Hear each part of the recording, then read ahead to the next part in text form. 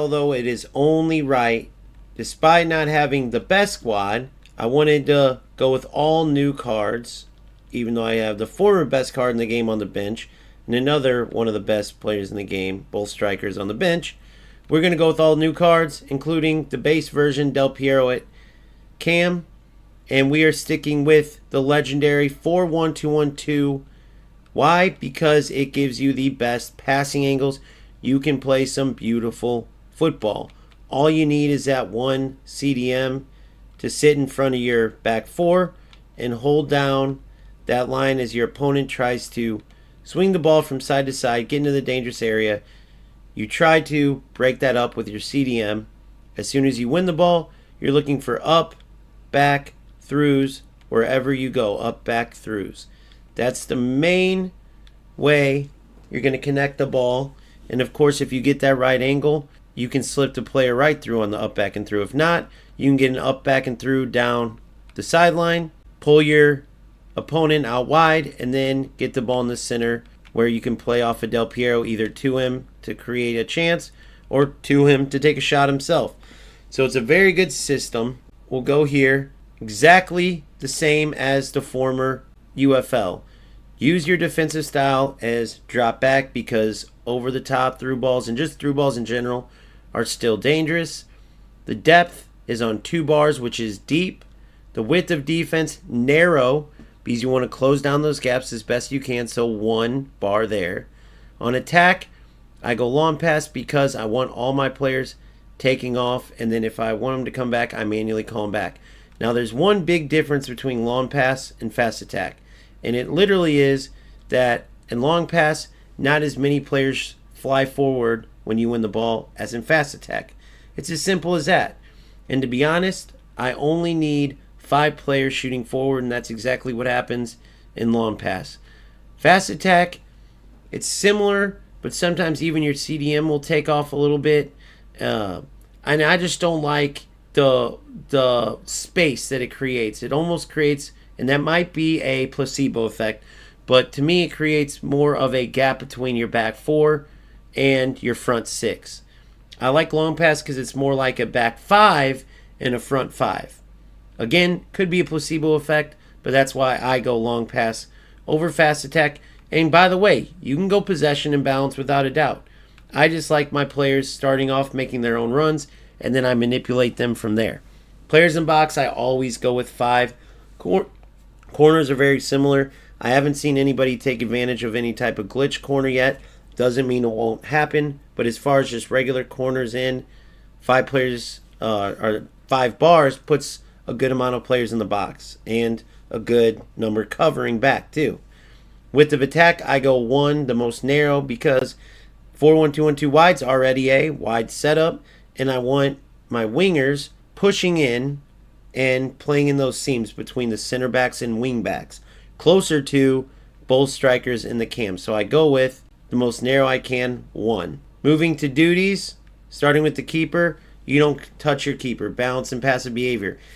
We'll see if in the new UFL that changes. For instance, if I'm playing FC, I like my keeper to be aggressive to come out. If I'm playing eFootball, the AI is ridiculous with keepers. I like defensive keepers, even though you can't manually really do much. The AI kind of takes over.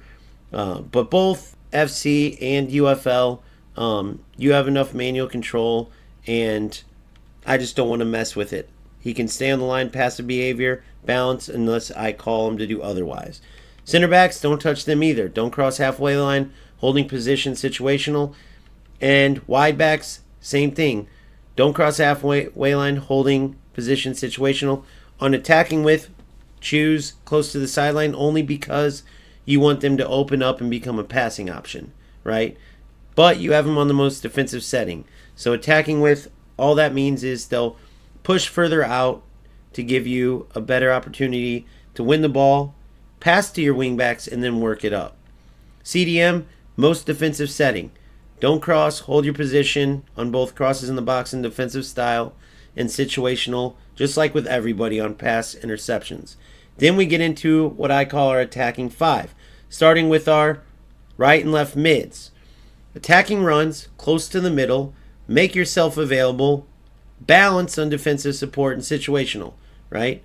For the close to the middle is one of the big questions I would get. You add that with the narrow width, and you have your wingers playing perfectly in the seams. If you want them wider, of course you can do close to the sideline, and even here, you can make the width, more bars up. Me personally, I like my wingers pushed in more. They still are wide players without a doubt. It's just in those seams between the wingbacks and center backs, I found you have the best chance of playing them, slotting them in, and also getting them through themselves, just through those gaps. Not to mention, I found in this setup, it forces your opponent to make a decision. Pull the center back out more or defend with the wing back. Either way, though, you're forcing your defenders to really make decisions, which opens up holes, which you can exploit and score goals. Simple as that. Moving into my cam. Attacking runs, make yourself available for crosses, balance defensive support just like the wing mids, and pass interceptions situational. That's the other thing I wanted to talk on.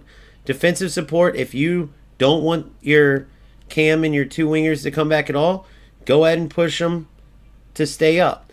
Me personally, I like them dropping back a bit just because if the opponent wins the ball deep, when your cam and your wingers drop back more, it just allows for you to possibly intercept the ball in certain situations where you wouldn't if you kept them up. That's literally the only reason. They're not going crazy in defending, but them dropping back a bit can help you win the ball in times that you might otherwise not win the ball. And it also just creates this illusion of, you have a jam-packed team behind the ball. A lot of times it will make your opponent more timid to go at you. Even though these players aren't going to do much defensively, just getting behind the ball is enough to throw your opponent off. And then last but not least, the strikers. Attacking runs, stay up front, and situational. Again, one of my attackers, all of them, including both strikers, making runs away. Then I can manually manipulate them, calling them two, keeping them on the run, whatever it is. And I also want both to stay up front because I have plenty of players defensively. And I also want enough space to form the triangle between Del Piero, Pinda, and Yildiz. If I didn't have a cam here, I definitely would have one dropping back and playing more balance. But because Del Piero's there, I can push both strikers up. And I know I have a cam that can play that number 10 role beautifully. So that is the 4-1-2-1-2 wide. I love this setup. I've been using it for a while. Nothing changes now that they have a new update. Yes, the gameplay has improved without a doubt. Has it improved as much as I wish it would have? No.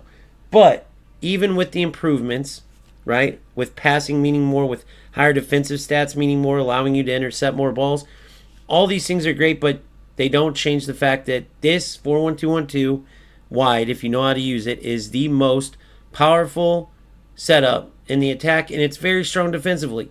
Yes, you could have two CDMs and be stronger defensively, maybe, but I think it's overkill. One CDM in that middle important area is more than enough. If you find yourself struggling, though, find a setup with two CDMs. However, I look at it like I sacrificed my second CDM to have a cam, and I think having a cam in UFL, especially right now, is of the utmost importance. That's why I go with the 4-1-2-1-2 wide, and that's what we're going to see if we can climb with. You guys let me know what you use.